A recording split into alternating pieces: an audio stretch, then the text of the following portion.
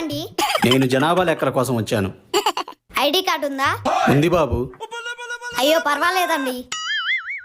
ఎవరున్నారు ఇంట్లో? మా డాడీ మాత్రం లేడు. అదేంటి అలా చెప్తున్నావు? మేము ఎలానే ప్రాక్టీస్ అయ్యాం. ఏమో సడన్ గా అప్పులు వస్తే. మీకు అప్పులున్నాయా? మీ దగ్గర డబ్బులు ఉన్నాయా? నాకెందుకులే. సరే, మీ ఇంట్లో ఎంతమంది ఉంటున్నారు?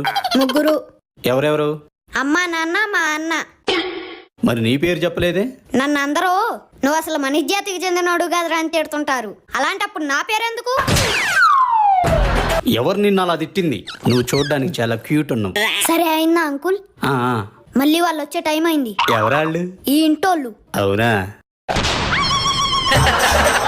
అంటే ఇది మా ఇల్లు కాదు, దొంగతనానికి వచ్చా.